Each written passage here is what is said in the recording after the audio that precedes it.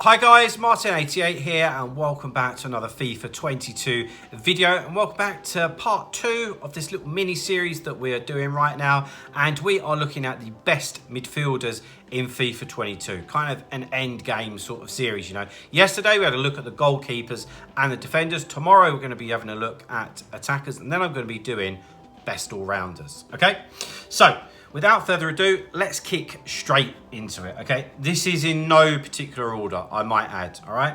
I loved the little debate from the defenders yesterday, so keep that coming in terms of the midfielders. So, in terms of the first midfielder I've got is Yusuf Yazici, who is a big fans' favourite on FIFA, and I've got to be honest, is a big favourite of mine.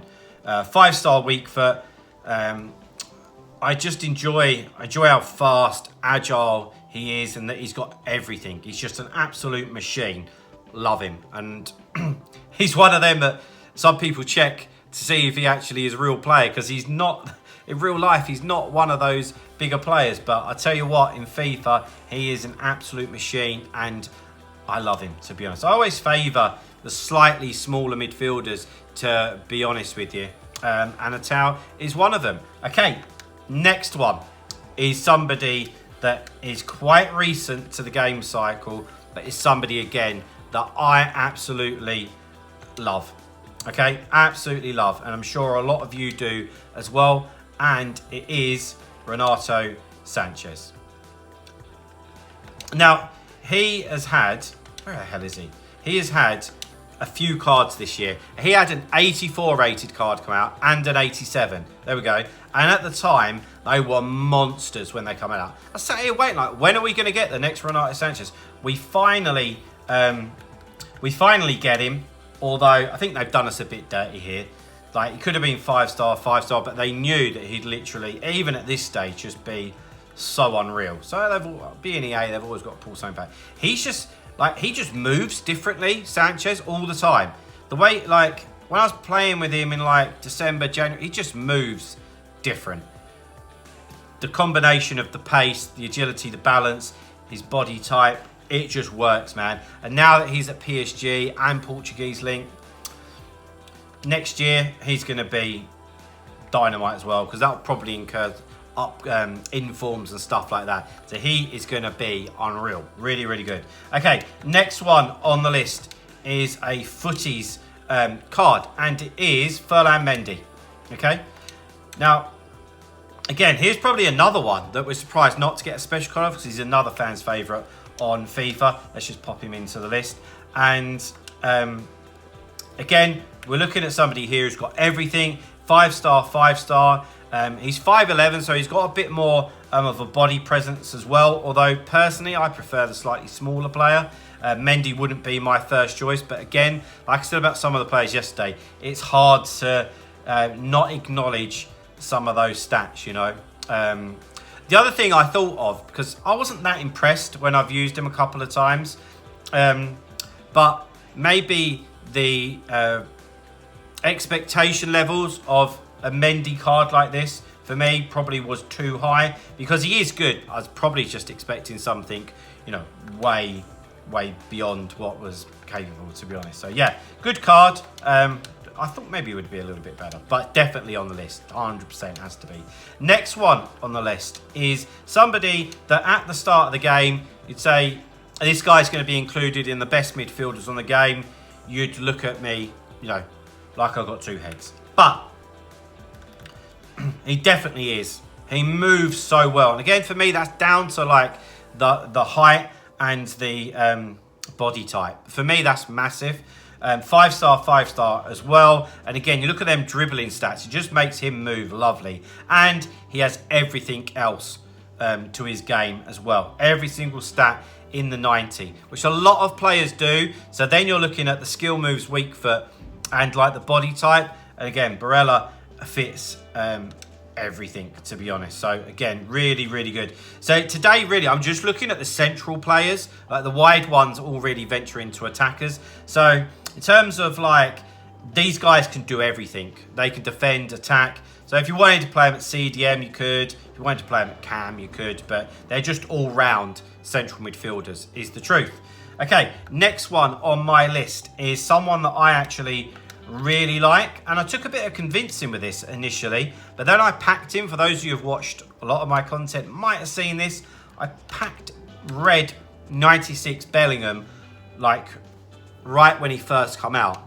Now, I wasn't able to fit him in my team, and I'd be just using him as sub. And even as sub, it's like men against boys. Again, he has got that something else, and I love players that I feel have got that BS factor or just that something else. And he definitely falls into that character. And I think what's unique about him is with his height, he's also got a really unique like body type in that he's a little bit like a Hullet, but he just moves way quicker. Do you know something else as well, which his long shots were stupid. And I don't usually take many long shots. And I'm not talking green time finesses either. I'm just talking about 25, 30 yards, banging it with your right foot and it flying in the top corner. Like, just loved him. Really did. However, next on the list is my favourite midfielder, both in real life and on FIFA. And that is 96 rated team of the season. Huge difference between the Tots and the team of the year. Kevin De Bruyne. Wow. When I talk about cards having that something else, it's just the way that like he strikes the ball for me. His like through balls and his passing, even like his shooting, he's just one of those guys that you can just trust.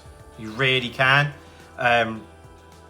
The downside, what was always the problem was his pace and dribbling. But they made that good enough. Because if you put, say, like a Hunter on him or a Shadow, he has maxed out pace and his agility and balance is into the 90. So the pace has never been a problem with me using De Bruyne.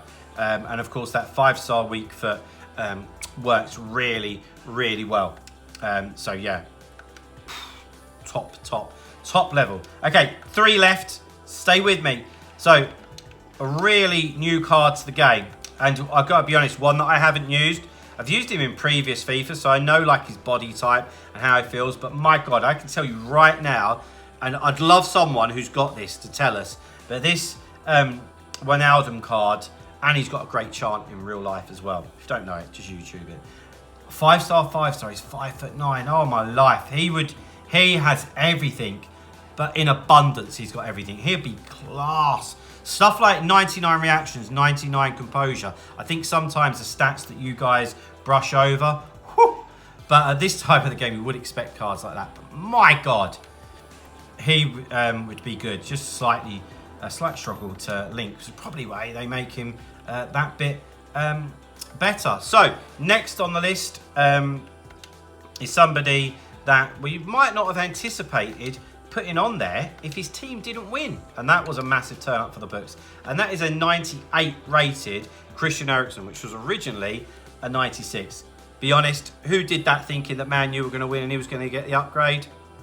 If you're saying yes, you are lying. Right, so again, Eriksen has just got everything as well, and again he's got that 5-star. For me personally though, I would still prefer De Bruyne over him, because they've all got these great stats and that. I'm looking for that something else, you know, that stardust that someone has.